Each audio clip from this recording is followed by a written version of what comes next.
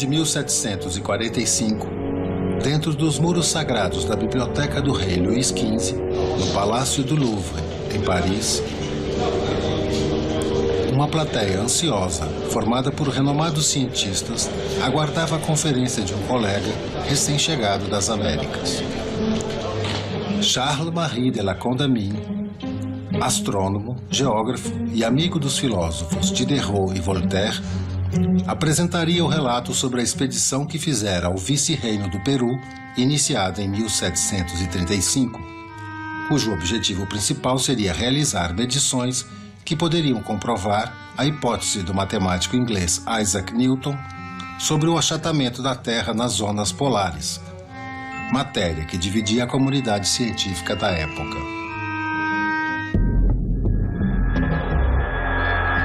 Terminado o trabalho, em maio de 1743, La Condamine partiu da cidade de Quito, descendo o rio Orinoco em direção às cabeceiras do rio Amazonas, cruzando o continente até desembocar no Oceano Atlântico.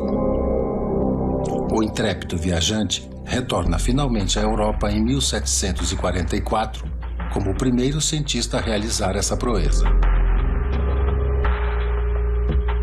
Condamine iniciou sua conferência descrevendo os levantamentos geográficos e as observações que fez sobre a fauna e a flora da bacia do Grande Rio, trazendo, entre outras novidades, as primeiras referências sobre a seringueira amazônica, de onde se extrairia a borracha, mudas de quina, árvore que daria origem ao quinino, utilizado como remédio para a cura da malária, e o curare, veneno que os nativos da região usavam nas pontas de suas flechas.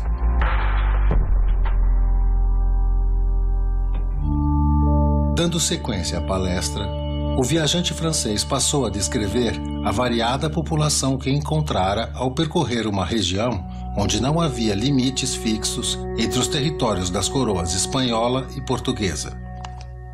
Interagindo nessa zona sem fronteiras, encontrou índios, escravos negros fugidos, missionários, comerciantes, sertanistas e alguns viajantes europeus. Ao falar dos povos da imensa floresta, seus costumes e crenças, Condamine foi contundente em suas conclusões sobre o caráter desses indivíduos.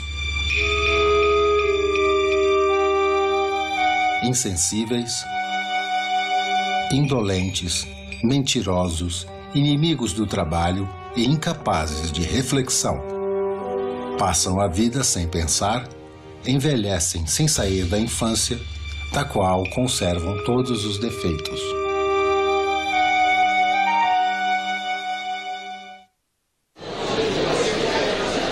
Surpreendendo seus ouvintes, que esperavam informações que pusessem um fim às superstições e fantasias que envolviam aquela região tão pouco conhecida pela ciência, Condamine, com sua narrativa em primeira pessoa,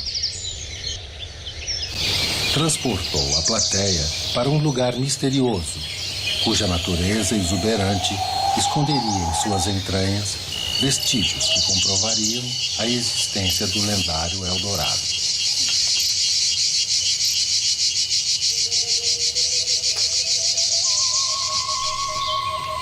E perto dali, para espanto da audiência, trouxe para esse cenário uma tribo formada exclusivamente por mulheres guerreiras, nuas e ferozes, as mitológicas e famigeradas Amazonas, que povoaram o imaginário dos viajantes desde a antiguidade.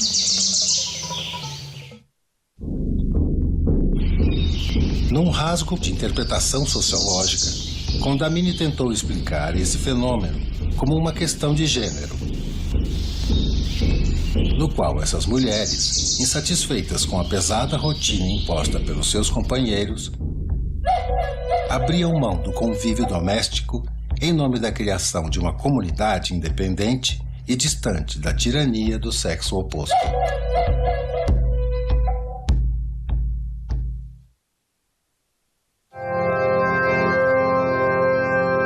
Ilustrado pelas ideias e pelo currículo, Condamine passou semanas em colóquios com a nata dos pensadores da Academia Real de Ciências da França, relatando boa parte daquilo que, a bem da verdade, ouvira da boca de seus guias e intérpretes, muitos deles índios, e de um escravo negro fugitivo que o acompanhou num trecho da viagem.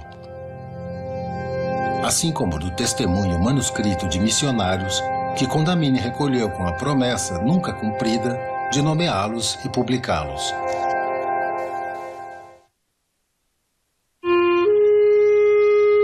Entre os personagens que participaram desse enredo estavam homens que representavam o pensamento iluminista que se afirmou durante o século XVIII. O enciclopedista d'Alembert, o pai da nova história natural, Conde de Buffon, discípulos de Carl Linnell, criador da classificação científica, todos que, de uma forma ou de outra, pela luz da razão, fizeram estremecer o poder absoluto dos tronos e das igrejas, e os pilares que sustentaram a civilização ocidental até ali.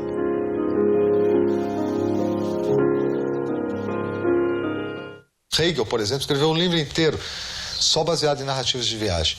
Rousseau, que é um leitor assíduo da literatura de viagens também, faz um elogio ao Condamine, em que ele fala: benza a Deus se todos os viajantes fossem cultos como Condamine. Quantos esclarecimentos nós teríamos no campo das ciências naturais, da moral, da religião, etc, etc. Então, era gente que lia assiduamente. Teve uma influência brutal no pensamento ocidental. Shakespeare, Milton, Lope de Vega, todos os grandes, os literatos mais, inclusive, do que os filósofos. São aqueles que vão, de fato, lá ver e trazem para você as informações. Apesar das supostas fraquezas de caráter ou dos exageros retóricos, Condamine manteve seu prestígio perante a comunidade acadêmica. E o sucesso de seus relatos entre leitores de narrativas de viagem inspirou e ajudou a forjar uma nova geração de viajantes filosóficos, que a partir dali teriam como destino, objeto de estudo ou desejo, o Brasil.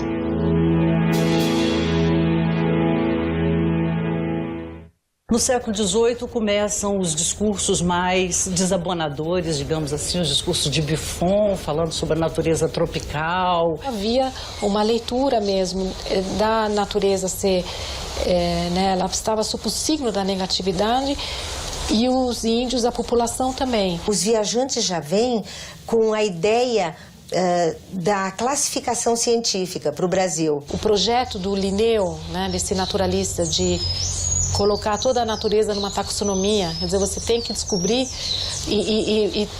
e abarcar, não é, esse universo. A questão é um desafio universal mesmo, né?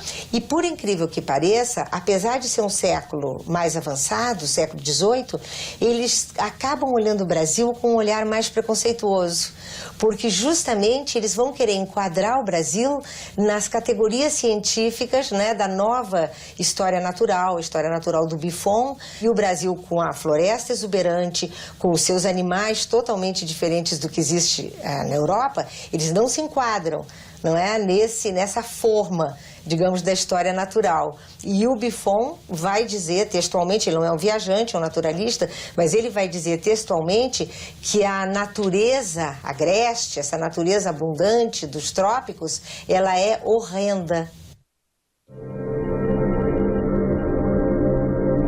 A partir do século XIX, a história dessas narrativas de viagem ganharia um novo capítulo graças a um fato que mudou radicalmente o ambiente político e social europeu, assim como o destino do Brasil.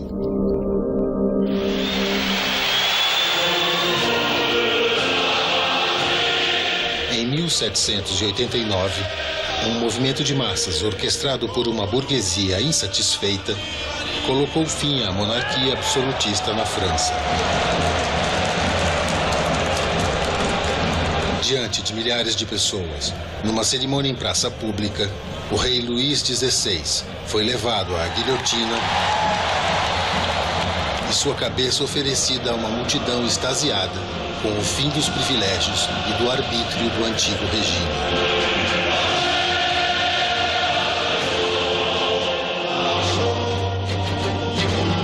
Pouco tempo depois, Napoleão Bonaparte, nomeado imperador dos franceses, marcha com seu exército por todo o continente, assombrando reis e rainhas, fazendo ecoar os ideais revolucionários por todo o Império Colonial Europeu.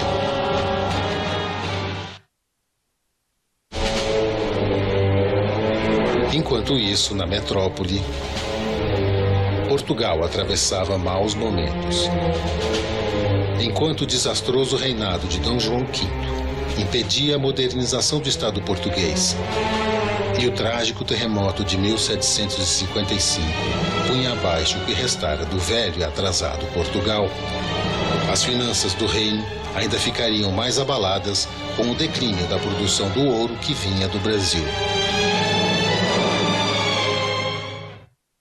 Quando Portugal já era uma nação muito menos importante do que no tempo dos descobrimentos, no começo do século XVIII, o Dom João V tornou-se talvez o rei mais rico da Europa graças ao ouro e aos diamantes de Minas Gerais. Ele reinou até 1750 e foi uma maravilha para ele. Construiu Mafra, que é um dos monumentos mais ambiciosos do mundo.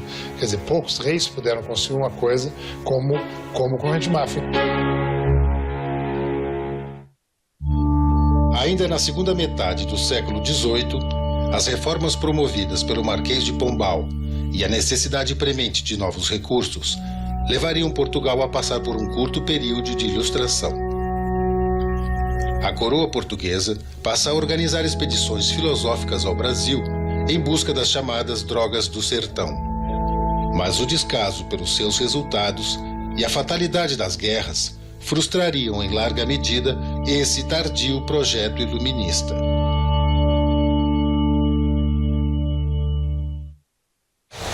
Duas últimas décadas do século XVIII, né, Portugal organiza uma primeira grande viagem por esses sertões, palavra que na época se usava para a Amazônia, também, sertões amazônicos e matogrossenses. Quem comanda isso é um brasileiro, nascido em Salvador, na Bahia, Alexandre Rodrigues Ferreira, que tinha sido discípulo em Lisboa do Vandelli, um grande naturalista italiano que trabalhou anos em Portugal. Eles percorrem a Amazônia do Pará ao Mato Grosso, pelo Rio Madeira, Vila Bela da Santíssima Trindade, enfim, estudando peixes, acidentes geográficos, povos indígenas, trazem desenhistas, o material é incrível. Cronologicamente, ele é precursor dos viajantes austríacos, franceses, alemães do século XIX. Porém, triste destino, Portugal não publica as monografias que ele leva da Amazônia depois de 9 anos. E não divulga os desenhos, ou seja, esse material fica nos arquivos, tomando poeira, sendo comido pelas traças durante décadas. Mora o Alexandre de Ferreira. Portugal é invadido pelas tropas napoleônicas. O material é levado pelos soldados do Napoleão para a França. Esse material é estudado e classificado e publicado pelos franceses sobre a nossa flora e fauna, sem citar sequer o nome do Alexandre Rodrigues, que foi quem coletou, né? Ele morre com os textos inéditos, o material continua inédito durante 100 anos e quase no segundo centenário, finalmente é publicado. E hoje é valorizadíssimo, né? Uma coisa extraordinária, quando você visualiza aquele acervo, você percebe quanta coisa a mais os brasileiros poderiam ter feito, né? Se a política na época fosse outra, né? A política sempre imperando um pouco o desenvolvimento da ciência, né? Endividada e sob a pressão das duas maiores potências europeias, a coroa portuguesa acaba se aliando ao seu principal parceiro comercial e também maior adversário do poderio militar francês até as primeiras décadas do século XIX, o Reino Unido da Grã-Bretanha. Não por coincidência, foi com a escolta de uma armada inglesa que a família real e a corte portuguesa partiram de Lisboa para o Brasil em novembro de 1807, fugindo das tropas do exército de Napoleão, que havia conquistado toda a Península Ibérica.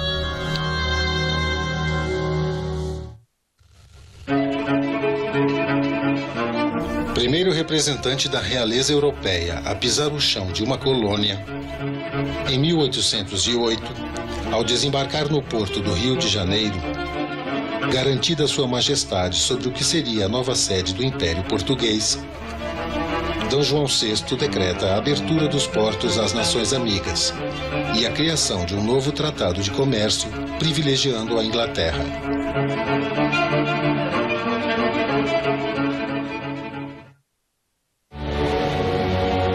A vinda da corte ao Brasil acabou provocando mudanças profundas nos rumos da história que nos diz respeito. Uma delas foi pôr fim a séculos de isolamento e permitir que um grande número de viajantes estrangeiros passassem a frequentar os portos da colônia e a desvendar os segredos escondidos no interior desse imenso território.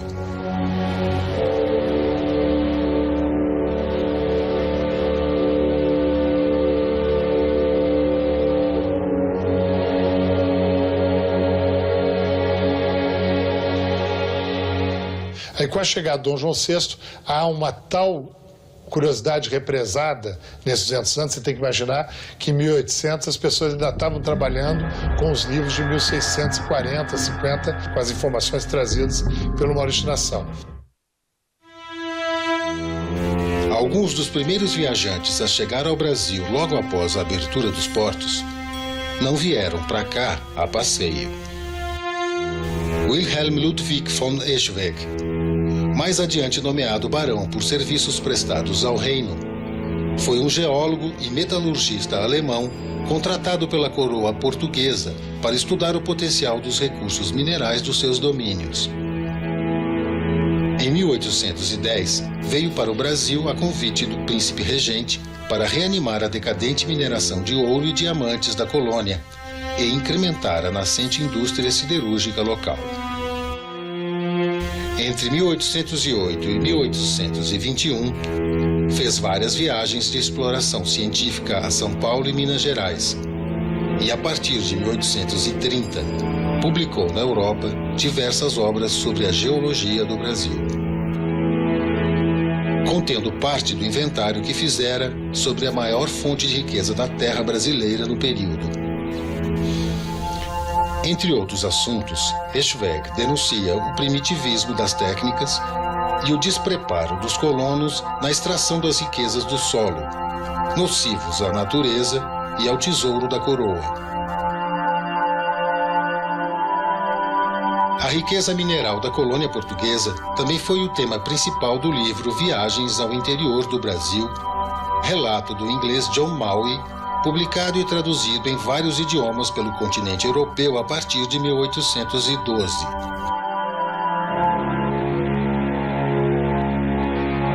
Maui era um especialista em minérios e foi preso ao empreender uma viagem ao Rio da Prata em 1804, acusado de espionar o território espanhol a serviço da Inglaterra. Fugiu de seu cativeiro e foi acolhido no Rio de Janeiro por Dom João VI, de quem recebeu autorização para conhecer e estudar as jazidas de diamantes de Minas Gerais e a geologia da região entre 1809 e 1810.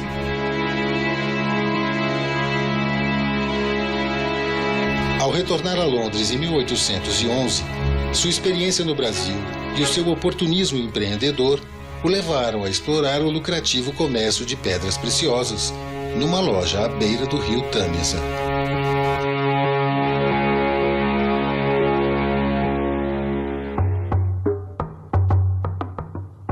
Em 1816, foi publicado na Inglaterra o livro Travels in Brazil, que trazia os relatos de um viajante chamado Henry Coster.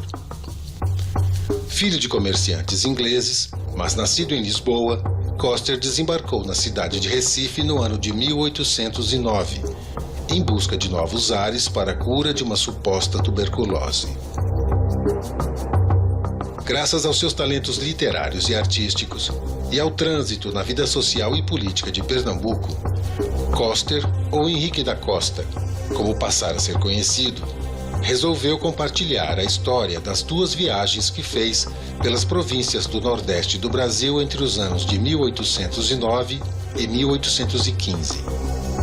Pelo sucesso de suas edições na Europa e América do Norte, o livro se tornou uma espécie de manual de sobrevivência para futuros visitantes ou compatriotas que desejassem investir nessa região do Brasil.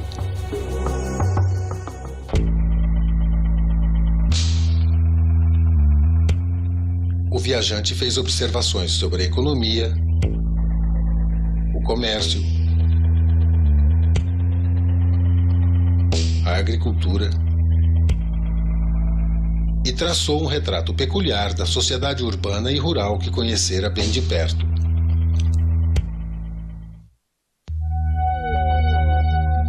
Segundo suas descrições, uma sociedade semicivilizada e feudal, sustentada no latifúndio e na monocultura, profundamente marcada pela moléstia da escravidão e a mistura de raças,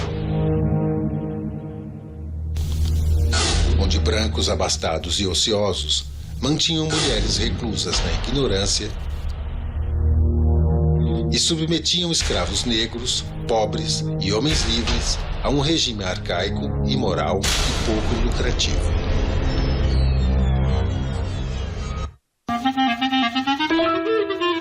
No ano de 1813, desembarca no Rio de Janeiro o médico e naturalista autodidata Georg Heinrich von Langsdorff.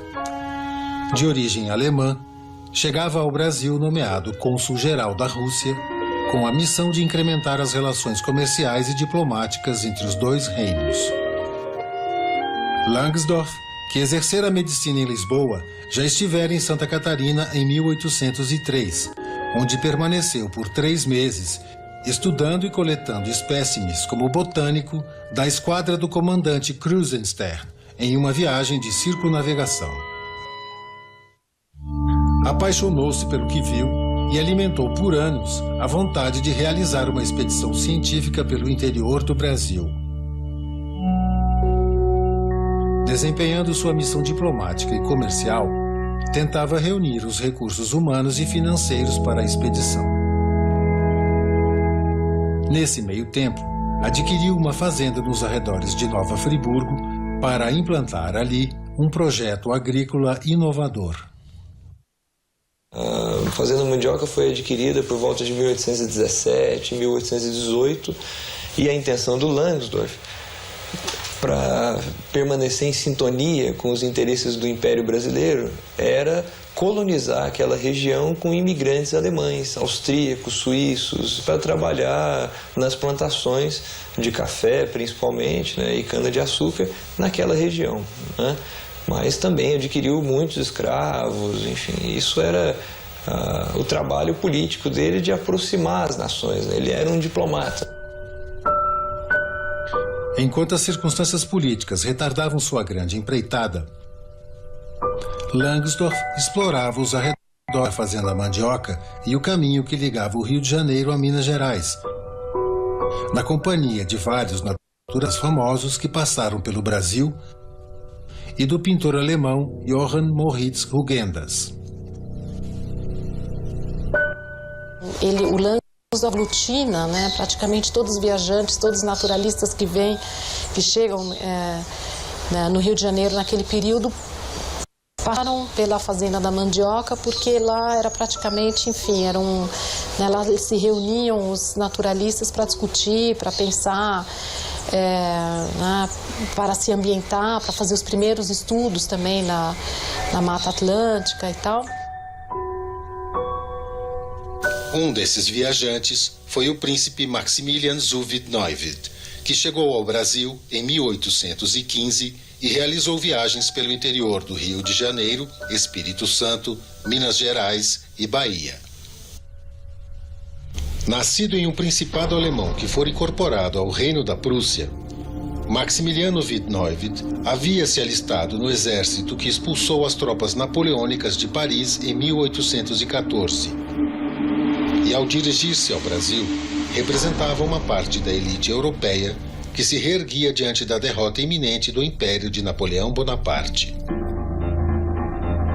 Reunidos no Congresso de Viena, os representantes das forças vitoriosas redesenharam o mapa político e econômico do continente, determinando que todas as dinastias que reinavam na Europa antes da Revolução Francesa teriam o governo de seus territórios reintegrados. Entretanto, apesar de garantido o seu retorno, a coroa portuguesa decidiu estender o seu exílio nos trópicos e elevar a colônia do Brasil a Reino Unido a Portugal.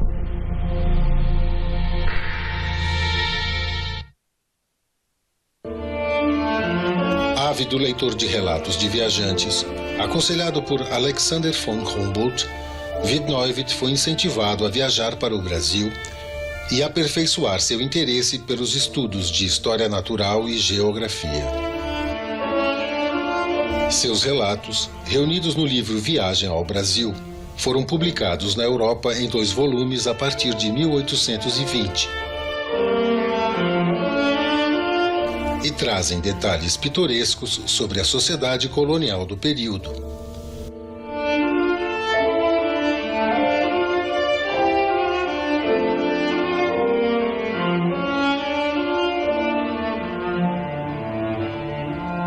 Mas seu espírito romântico e aventureiro o levaram a conhecer de perto e dedicar a maior parte da sua narrativa a estudos sobre a natureza brasileira e registros quase etnográficos sobre as tribos indígenas que conheceu em sua viagem pelo sertão, especialmente os botocudos.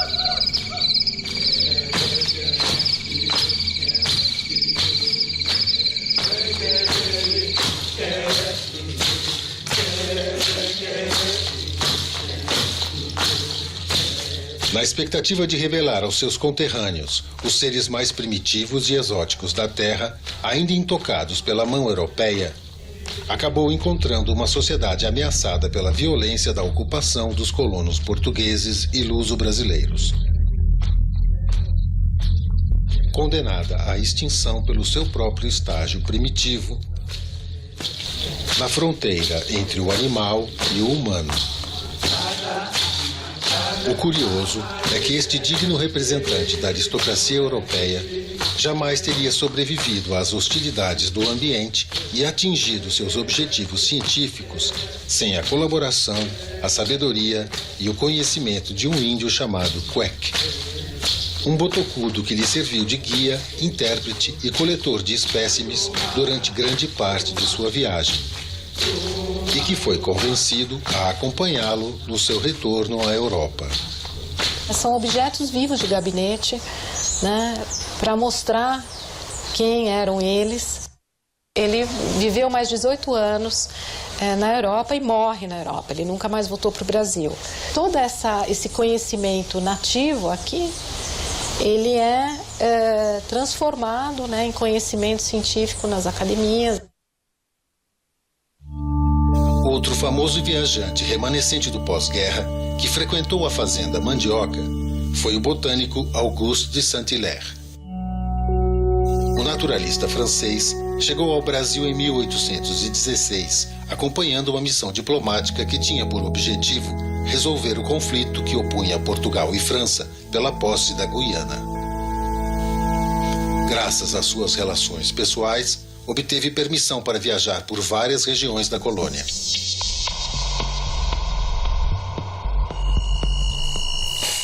Em nome do progresso da humanidade e da glória nacional da França, com a ajuda de mateiros, escravos e guias como o índio Firmiano, Saint-Hilaire coletou informações junto às populações nativas e enviou diversos espécimes de plantas e amostras minerais para a Europa, interessado no seu uso na medicina, na alimentação e na indústria.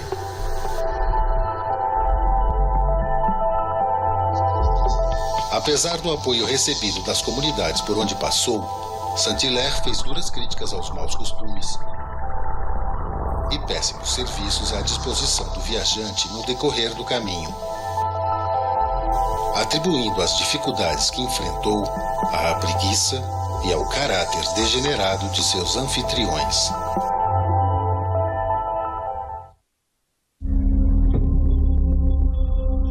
Ao dirigir o seu olhar sobre o cotidiano sertanejo, a diversidade humana e os contrastes da natureza à sua volta, o naturalista descreveu um povo desigual, sem cultura, racialmente misturado, disperso pela geografia e fora do alcance das leis e do controle do Estado.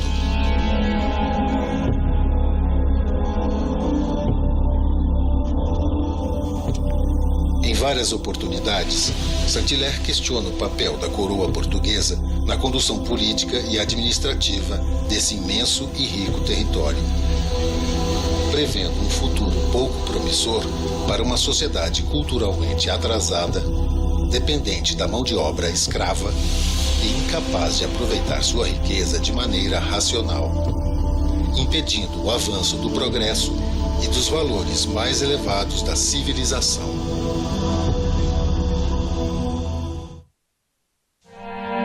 Saint-Hilaire permaneceu no Brasil até 1822 e, a partir de 1840, seus relatos foram sendo publicados e traduzidos em vários idiomas como fontes valiosas sobre a colônia e os fatos que resultariam do seu processo de independência.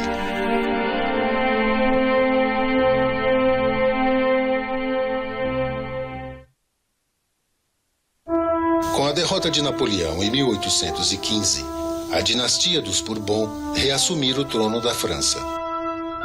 Preocupados em refazer antigos laços políticos e retocar a imagem desgastada do antigo regime, representantes do governo português articularam junto ao príncipe regente a vinda de um grupo de artistas e artesãos franceses para o Brasil.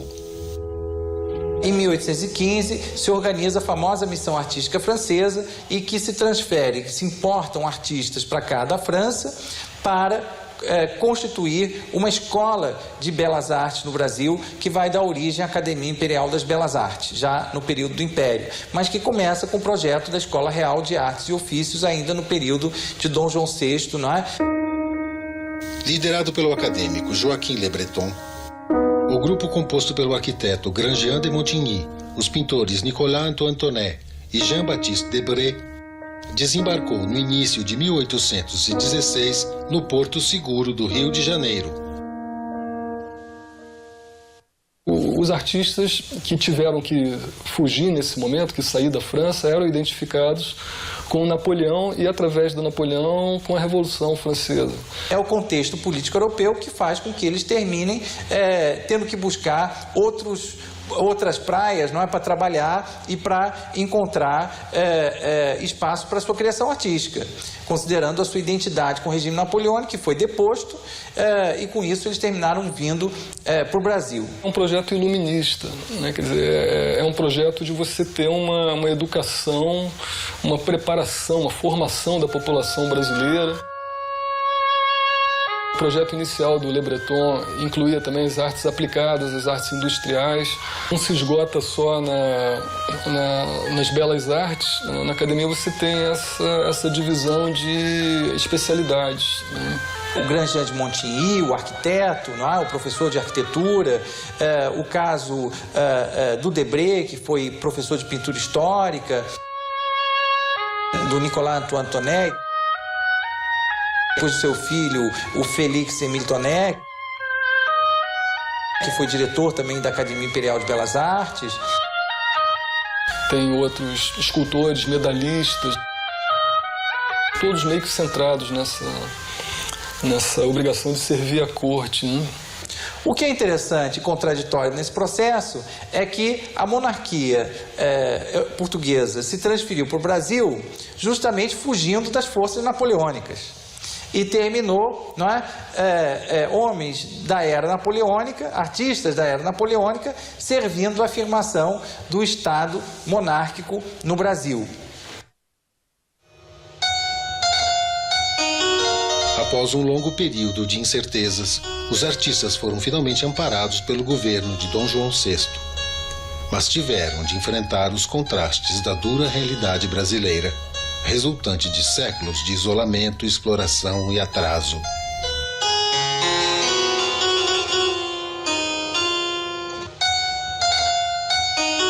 A escassez de recursos financeiros e materiais e a incipiente atividade cultural de uma população predominantemente analfabeta revelaram o pouco apreço da sociedade aos bens e aos costumes louváveis da civilização.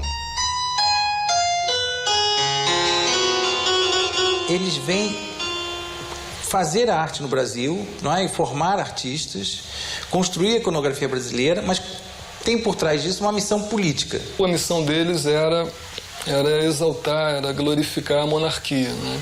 Organizar as festas, as aparições públicas do rei. Construir um ambiente artístico de corte e, portanto, de afirmação da presença do Estado no mundo dos trópicos. Eventualmente, imagens que também poderiam ser usadas para divulgar a imagem do Império no exterior, mas era, sobretudo, para constituir a imagem do regime, da ordem social organizada a partir da afirmação do Estado Nacional. Às custas do erário e inspirados na moda francesa, o Estado português investiu pesado na construção de imagens edificantes do regime, como a pompa dos retratos e gravuras da família real e seus súditos.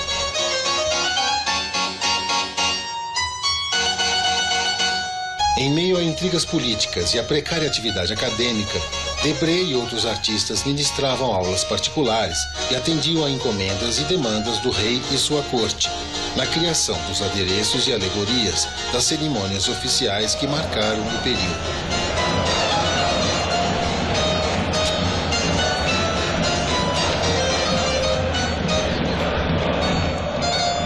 Nos arcos do triunfo feitos de papel e tinta e ornamentos espalhados pelo trajeto da corte pelas ruas da capital. No apoteótico desembarque da princesa Leopoldina no porto do Rio de Janeiro em 1817.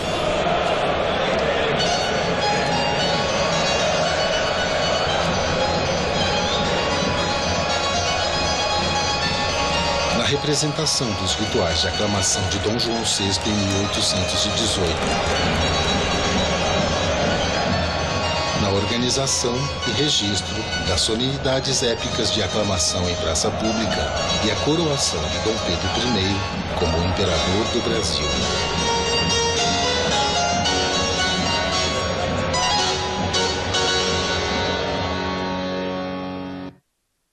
Mas os portugueses também eram sensíveis ao lado mais moderno, mais evoluído, né, que a história estava tomando. Engajado na campanha de resgate do prestígio do Estado português, o arquiteto Grandjean de Montigny implementou algumas melhorias urbanas na insalubre capital do Império e elaborou planos para a construção de edifícios públicos, como a sede da Academia de Belas Artes e do Palácio do Comércio. Eles estavam interessados em ter no Brasil, quer dizer, fazer do Rio de Janeiro, né, uma cidade com um espaço de vida público, né, que fosse um espaço moderno, né. Em termos estéticos, eles fazem parte, né, das gerações neoclássicas, né, quer dizer, que vem depois do Barroco, do Rococó.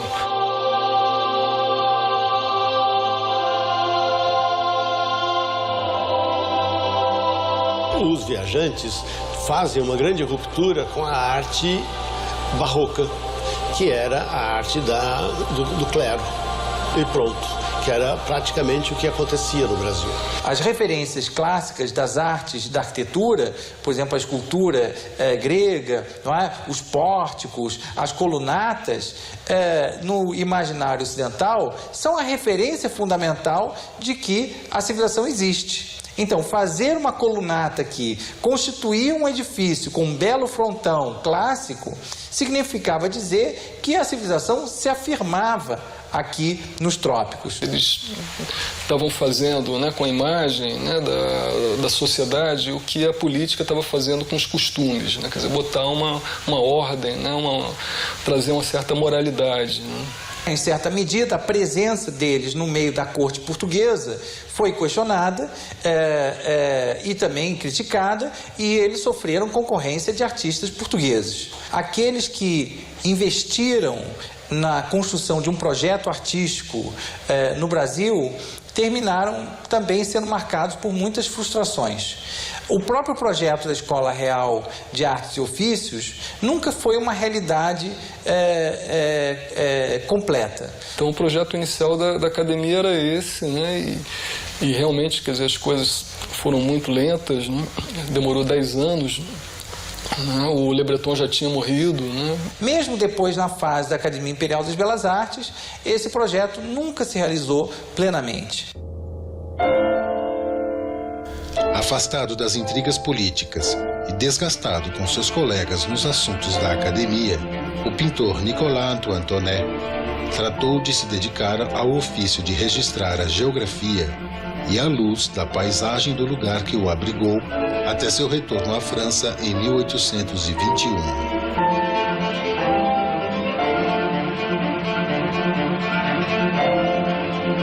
Nicolas Thonet, né, que era o patriarca, né, dos Thonet, né, ele era o pintor mais importante do ponto de vista do prestígio, né, desse grupo de artistas, né, um gênero muito tradicional, é um tipo de pintura que é a chamada paisagem histórica. Né, geralmente ele gostava muito de subir os morros, né, ter uma visão panorâmica, né. Observa, né, o Rio de Janeiro, a topografia, né, as ruas, a paisagem urbana do Rio, as diferentes atmosferas dos bairros diferentes do Rio de Janeiro, insere nas ruas cenas muito significativas, assim, os escravos que passam pela rua, o cortejo do rei saindo da Quinta da Boa Vista, né, os personagens da corte nessas paisagens.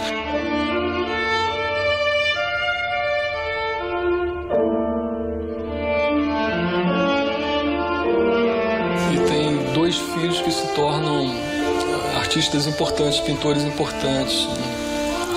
Um deles vai suceder o Debré na direção da Academia de Belas Artes, que é o Félix Thonet, que foi paisagista também,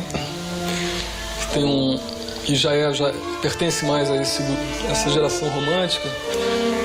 Tem uma pintura muito interessante dele, que é um desmatamento, né? Uma floresta sendo desmatada com árvores enormes virando carvão, né? De um lado é a floresta, do outro lado é a mata carbonizada, né? O outro filho dele, o Adrien Thonet, que acompanhou a expedição Langsdorff.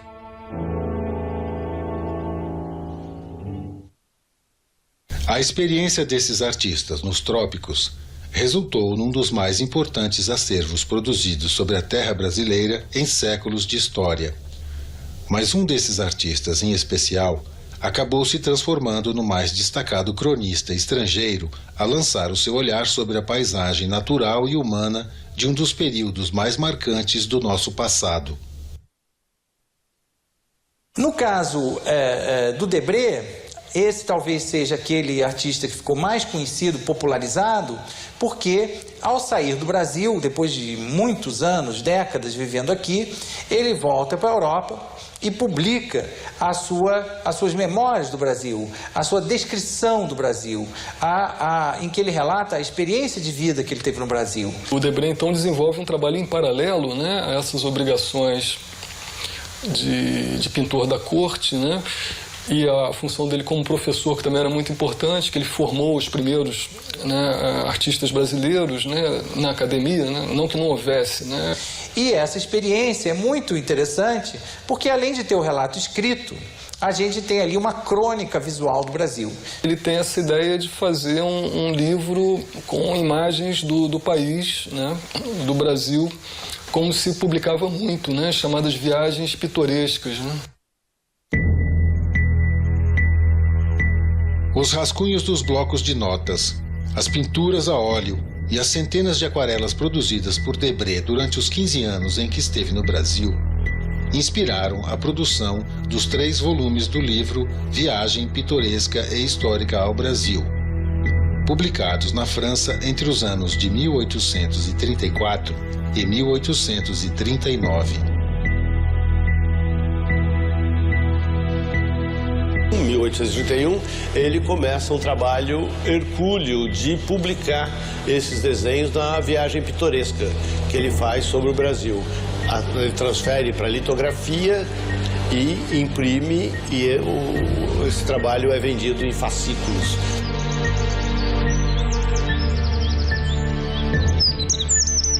O primeiro volume foi dedicado à natureza, à variedade da fauna e da flora,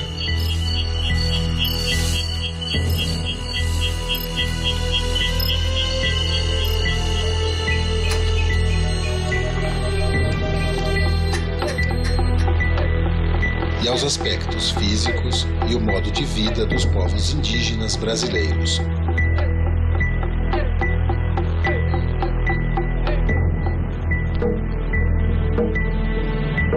Representou índios, representou elementos de história natural.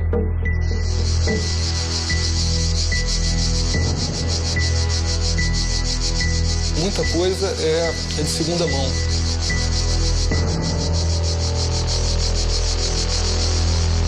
Se apropriou de outras imagens, de outros artistas. O segundo volume retrata o teatro das ruas e cenas pitorescas do Rio de Janeiro e dos arredores da capital do Império.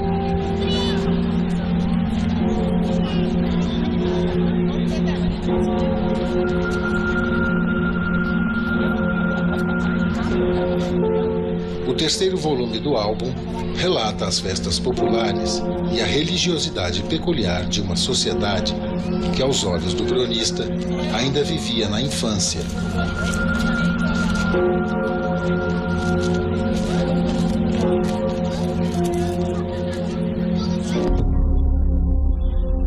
Degenerada por séculos de arbitrariedades impostas pelo domínio português. Mas uma nação que se regenerava a partir da transferência da corte e da missão civilizadora atribuída aos artistas viajantes que chegaram do Ocidente.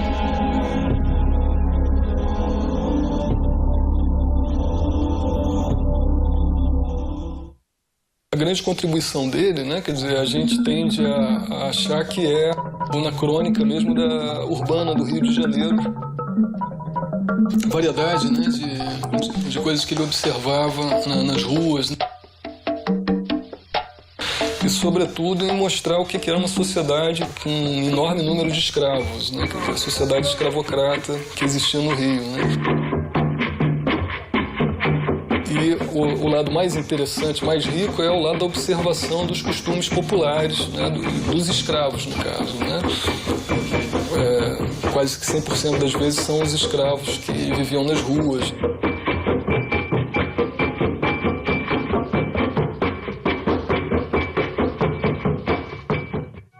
A variedade mesmo das culturas dos escravos, né, da diversidade de origem desses escravos.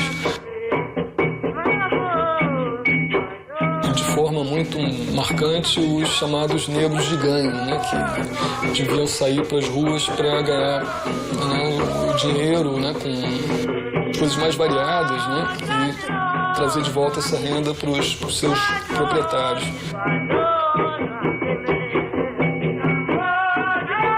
Então tem imagens, por exemplo, de vendedores de café. Escravos que eram obrigados a usar máscaras, mordaças, punições, tomar pancada na mão, por exemplo, né? E que mostram uma relação ambígua, né? Que tanto de opressão, né, e de crueldade, quanto também um espaço de circulação que os escravos possuíam, né? Essa ambiguidade, né? Entre o espaço que os escravos ocupavam, podiam ocupar, relativo à liberdade, né, que eles tinham dentro daquela sociedade. Né? Mas, ao mesmo tempo, ele tinha uma curiosidade e uma abertura, né, muito grande. Né? Essa capacidade de observação das ruas, né, do que ele via nas ruas. E também um pouco na maneira, às vezes, de dramatizar, né, os contrastes.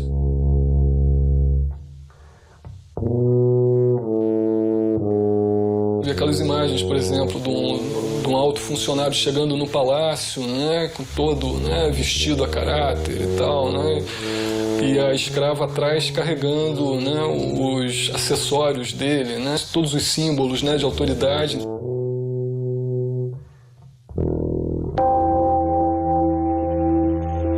ele tenta mostrar o cotidiano da vida naquela sociedade. Então ele mostra os interiores das casas, a pobreza do mobiliário, como as pessoas sentavam no chão. As senhoras, muitas vezes, tinham as suas esteiras. A diferença é que elas tinham as esteiras, sentavam ali com uma mucama abanando, com uma mucama servindo comida, não é? Mas mostra, por exemplo, a pobreza dos interiores, mesmo dos senhores.